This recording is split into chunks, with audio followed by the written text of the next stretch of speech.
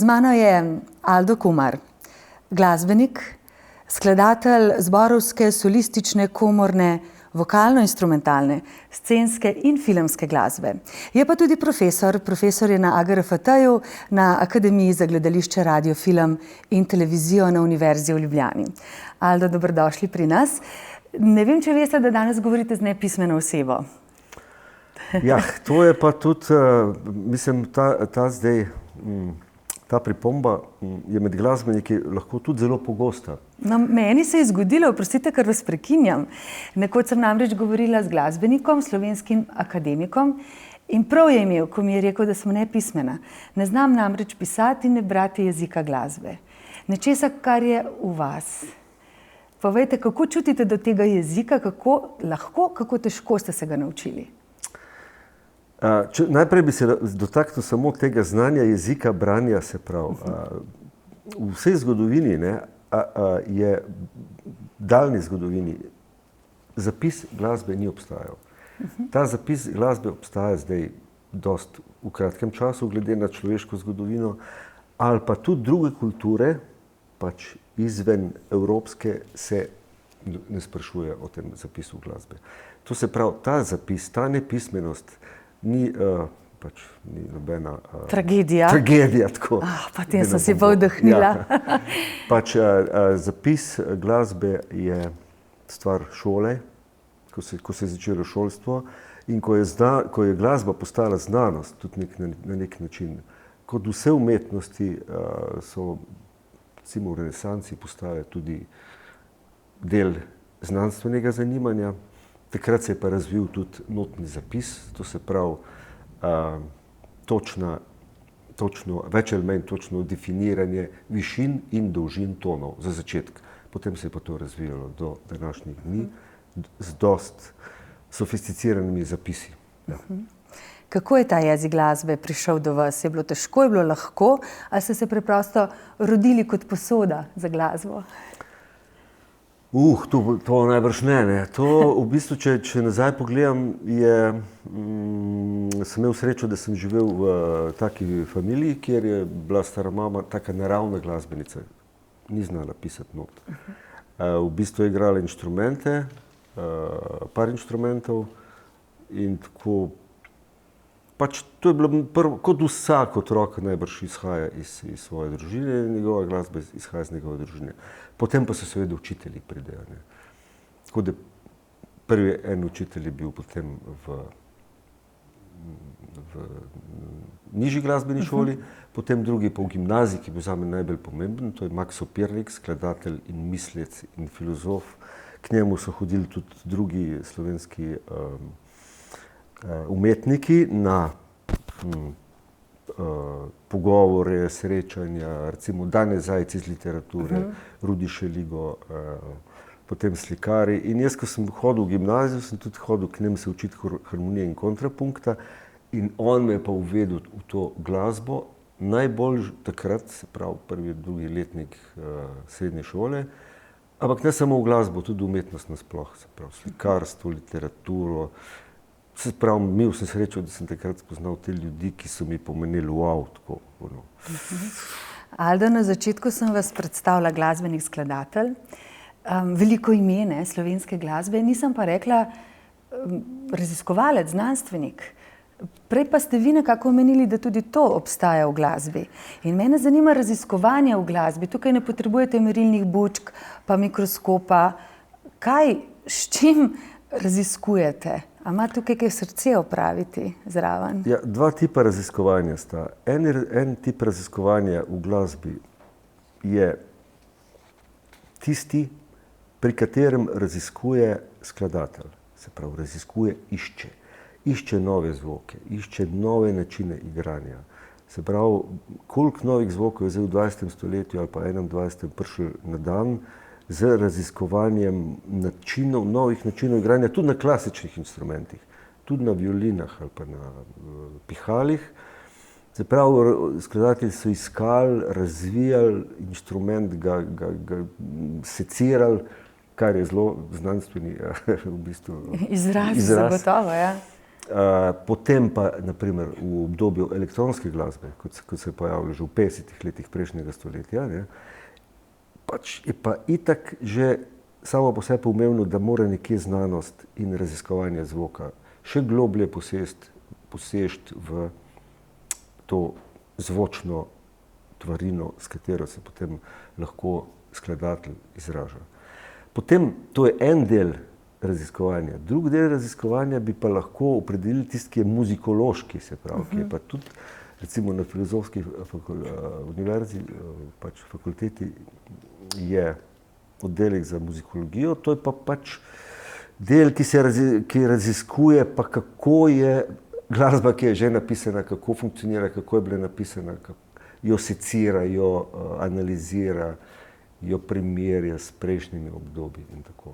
To se pravi dva tipa tega znanstvenega pristopa. Kaj pa ta kreativni pristop? Znova poudarjam, da sem glasbena alfabetka. Imam pa rada glasbo in recimo, ko gledam orkester, nek violinist, nek hornist, raziskuje ali zgolj poustvarja, ko igra recimo Stravinskega? V bistvu, ko igra instrument, raziskuje iz sekunde v sekundo svoje telo. Se pravi, in svoje odzive, predodzive, poodzive na zapisane note, ki jih dobi. To se pravi, on ima neko temo v celem konglomeratu zvokov, ki ga orkester predstavlja, ampak on mora že sam doma v bistvu najti sam pri sebi, kako bo to linijo izpeljal, na kakšen način bo, kje bo dihal, kje bo šel crescendo, kje bo šel bolj tih. Jasno, da ima to vse potem dirigent pod svojo taktirko, ampak se pravi, ta beseda poustvarjanje je lahko zelo tako na nek način tudi ponižujoča za glasbenika.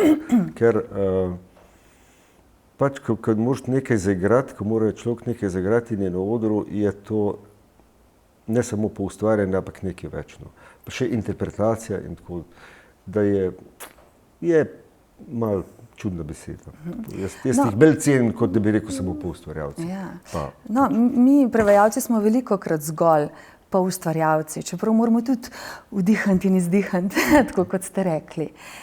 Aldo, glavna tema našega projekta Evropske noči raziskovalcev, Humanistika, to si ti, to mi je zelo všeč, Humanistika, to si ti.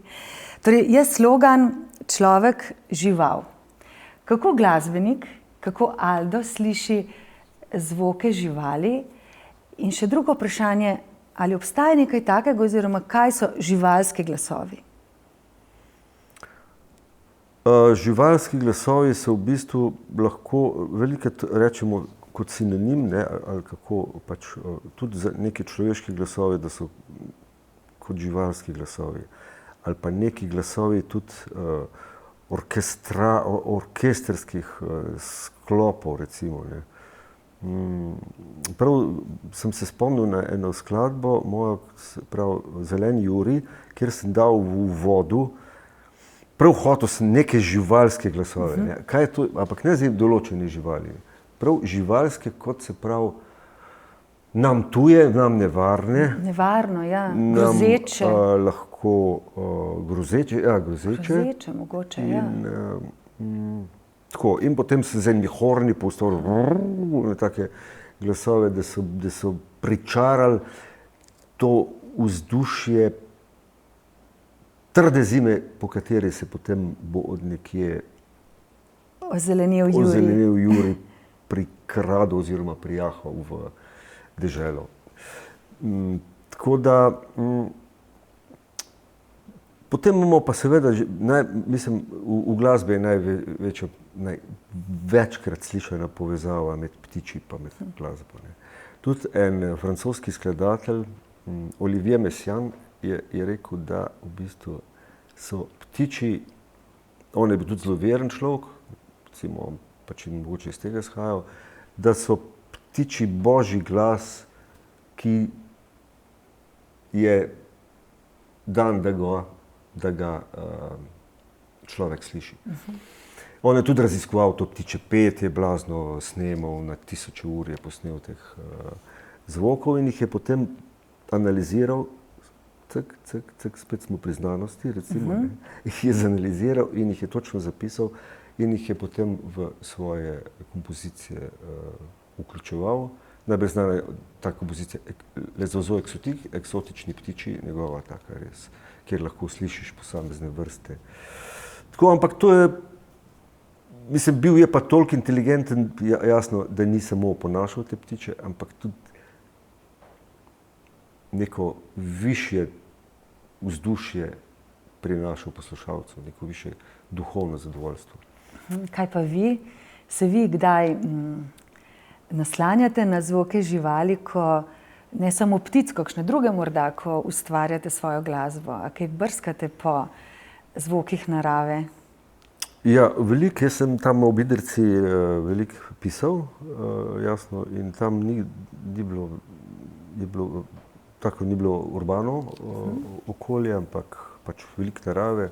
In sem velikokrat poslušal tele, jasno, najbolj pa valove Idrijce, to me ima najbolj te šume, pa tudi snemal sem veliko, tako da sem velike pritokov ima ta reka, ne, in pol, ko pride zvok od pritoka potoka v Idrijco in se šel v potoku in se je sam potok slišal, potem pa skozi bolj še reka, ne, in potem je prišel spet do novega zvoka. Najbolj fascinanten zvok mi je pa tudi, kaj pa tudi en vers, mislim, da je od Paula Eluara, ki sem ga pa enkrat sam doživel tako globoko, zvočno in kot poetično na reko dež pada. To se pravi dve vodi, dve isti kemični strukture, recimo, ki se ena horizontalna, pa ena vertikalna, in ko se dotakneta, pride do zvoka. In ritmov, in to me zelo tako zintrigiralo. Potem ena najbolj taka, ki se je pa direktno naslanjala na živali, je pa ena pesem, ki sem jo napisal, ki se imenuje Tice. To me je pa stara mama pela, ko sem bil majhen. So pa taki onomatopoetski okruški. Čikleper, čikleper. Operi krilo je to po cerklansko. Pa cuksfjerer, to je vlakovodja. Pa ležiš, dvela retrediš, jaz sem že zgodil ostal, sem pa že nabral v brime Barbavitovih trt.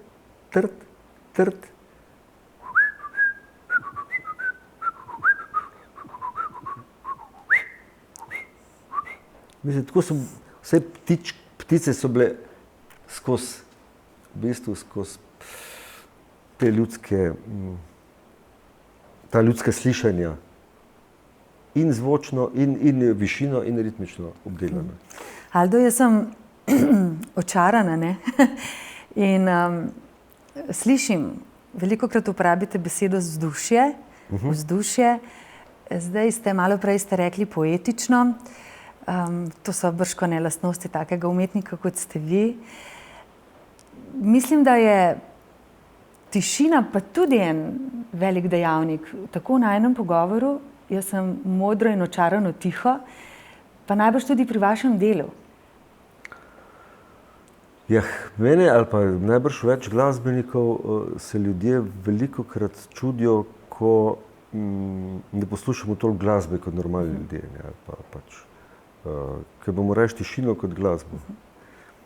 To je, velikokrat se to zgodi, pa kam gremo, pa je neka družba, pa kjer muzej pa telefončki, dajmo zdaj DJ-jat, pa kjer bo zdaj, kjer komad dal, ali lahko prosim, Mislim, če se s tem ukvarjaš, pol ti je dosti tišina veliko pomembna. Ja, tišina v času hrupa. Ker, je predragocena, tako da bi jo ignoriral. Ker zvoki so povsod, ti človeški zvoki pa sploh, ali pa ti zvoki, ki jih ustvari človek, tišine pa skoraj da več ni. In tukaj ste vi imeli srečo na en način, da ste se rodili nekje bolj sredi narave, ker jaz sem recimo človek Šiške, hčerka Šiške, Ampak veste, kaj opažam zadnja leta, no? Zadnji mesec je pa še toliko bolj zvoke galebov. In se sprašujem, kaj je moč zvoka, ker me nenadoma ponese nekam drugam, pa sem na svojem ljubljanskem balkonu. A je moč zvoka to, da te ponese drugam, da prestopiš svoj kontekst in greš? Ja, zvok ima, ne zavedamo se še popolnoma, oziroma premalokrat, oziroma nismo pozorni, kako velika je moč zvoka, kako na nas to vpliva.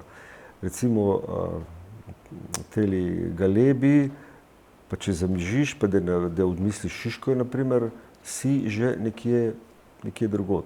Najbolj se pa ta moč zvoka sliši v filmu, naprimer. V filmskem zvoku. Filmski zvok ti pa da tisto res, lahko se manipulira z gledalcem. Ker bo takoj se mu pričaralo, pač, tudi če ne bo videl, bo v zvoku začutil vzdušje. Spet, ja. To je ta beseda, skoraj da vaša v tem intervjuju. Zdaj pa samo še to vprašanje, mladina, s katero delate na akademiji. A vas včasih pa brez kakršnega koli pejorativnega prizvoka spominjajo na kakšne živali? So to veseli ptički? Ja. Ali so kozlički? Mislim, od do, ne, s tem, da bolj, ko večje, ko je to pač neka asociacija na karkoli, bolj je fajn v bistvu. In mogoče bolj je življenje živo, pestro in tako. Katera pa je tista žival, katere zvok je vam najbolj všeč? To je pa hudo vprašanje. Najbrž to ob vsakem času druga, ampak da bi samo ena bila taka, da bi jo vzpostavil, bi se povsem ostalim zameril, tako da rajš ne. Tako da rajš ne. Recimo, zelo so mi bili všeč tudi skozi vsa leta ta škržati, ne, ker v bistvu, ko jih po daljšem času jih več ne slišiš. Če jih pa poslušaš, pa da ritmem slediš, pa tem oglašanjem, pa kako oni komunicirajo med sabo, je pa not tak svet, sam se moraš skoncentrirati, zdržiš ne predolgo, ker je zelo naporno, vse te višine, vse te ritme, barve, hitrosti, to je, se splača poglobiti, ne samo in poslušati ta orkester. Poslušati, ja. Hvala lepa, Aldo, želim vam veliko tišine v času hrupa. Hvala. Hvala.